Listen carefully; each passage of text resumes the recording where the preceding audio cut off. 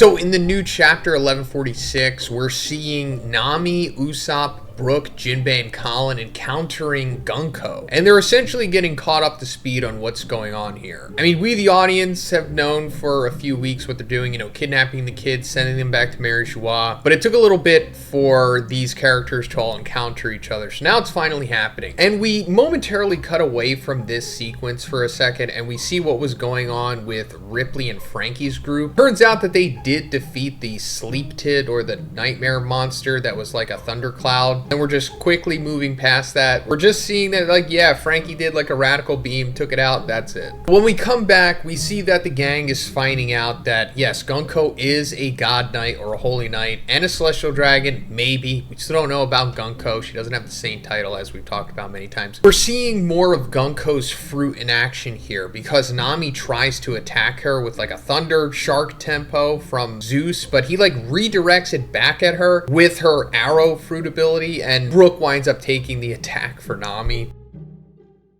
But after that, Usopp retaliates with like one of his exploding star slingshot things. And he like blows off Gunko's torso, but she immediately regenerates back, just as we have seen with the Gorosei back on Egghead. So this confirms that at least Gunko has this regeneration ability. And it's very likely that this is like an ability that is bestowed upon them from Emu, the same way that they're able to use that teleportation abyss thing. It was said that they require like a mark or a tattoo or something to be able to use it, so maybe it's the same with this regeneration thing, still not sure. And another thing I'm not sure of is if this makes them like less durable or something in exchange for the regeneration, or is this just Oda showing us that this character can regenerate? Because you'd think that a character at this level of the power scale, getting hit by something like this from Usopp, would just tank it. But I also don't know if this means that all of the Holy Knights have this ability, but I wouldn't be surprised if they all do, which, you know, adds another layer of difficulty to be able to defeat them, because Luffy was having trouble taking down the Gorosei in Egghead. I mean, he was overpowering them, at least some of them, but he couldn't get the job done because of their regeneration. And I'm sure that's going to come back later on, like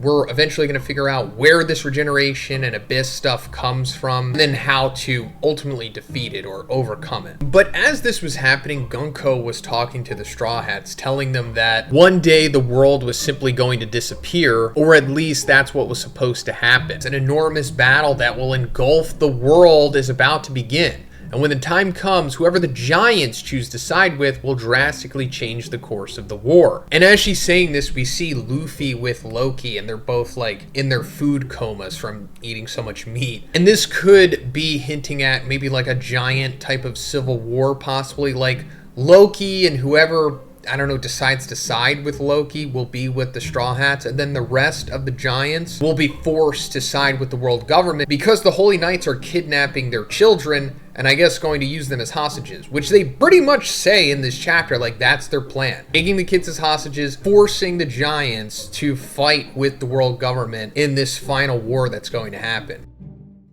Hey guys, but first, let's talk about Gamer Supps because I absolutely love this stuff. It's a keto-friendly energy formula to get you feeling nice and right to game, study, or do whatever. And while it does have caffeine in there for a nice little boost, it's not just that. It also has nootropics in it like L-theanine, L-tyrosine, ginseng, and a few others. So it gets you nice and focused and feeling good. And if you don't like caffeine, that's fine because they have caffeine-free flavors that just have the nootropics in it, such as Only Fox. They also have sleep support, such as this AFK blueberry lemon cake flavor. It's melatonin free, so you don't have to worry about that. And it's packed with magnesium, L-theanine, and apigenin. Take this before bed and it'll get you snoring before you know it. Gamer Supps also has these really cool shakers called waifu cups. You can't get this one anymore, or really any of them, because they sell out super fast. But if you're lucky enough, you can catch a drop maybe every other Friday or something like that. Gamer Supps also has Gamer Soup's Instant Ramen. It comes in great flavors like chicken, beef, and curry, and it comes with its own fork, which is super convenient. It's cheap, quick, easy, and really satisfying. Link in the description.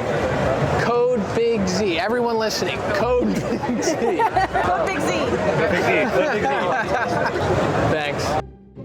So that's essentially what's going to come of this. And we always knew that there was going to be some big final war at the end of the series. That's kind of what it was always headed toward. Especially after we saw that mural that showed like the first two worlds, like one that's implied to be like, I don't know, 3,000 years ago or something, and then one that was 800 years ago. And then the third one will be, you know, happening current time. For some reason, the giants matter in this. I don't really know why. They're not like ultra powerful or anything. I mean, if they get the power creep that Dorian Bragi did, sure, they're somewhat strong. But I mean, it ultimately really comes down to the Yonko crews, the Revolutionary Army, the Marines, and the Holy Knights Gorosei Nimu. That's it. Everyone else is kind of like a non-factor at this point. I mean, I guess Loki is included there, but he's probably just going to be with Luffy anyway. But after this, Gunko like avoids Jinbei and Brook's attacks and like sends them back at each other using her arrow fruit, and then she just kicks Nami in the face and then knees Usopp, which is expected, I guess. But then we cut away from that and we're coming to the other Holy Knights, Killingham and Summers here, and Killingham just destroys Kiba, like one of the Elbaf teachers there, or is he like the principal or something? And that was expected. I didn't think Kiba would be on the level of a Holy Knight. But another interesting thing that happens in this sequence is Ange is there, one of the teachers or whatever her title is. She's involved in like the library stuff. She's just chilling and saying that like my body won't move, and Killingham says, I just put your body in sleep mode, you know? So I guess that's another one of Killingham's mythical Zoan Kirin fruit abilities. He can make you go to sleep, he can make your dreams tangible, and then he can also put you in sleep mode. And I've been talking about Ange possibly being a traitor because, you know, she told the kids to draw their fears. And then them drawing those fears led to Killingham manifesting them into the big monsters that everyone's fighting right now. And she's also been going along with King Harold's plan of like teaching the kids to be scholars instead of warriors. So this might mean that she is pretty much a traitor for the world government.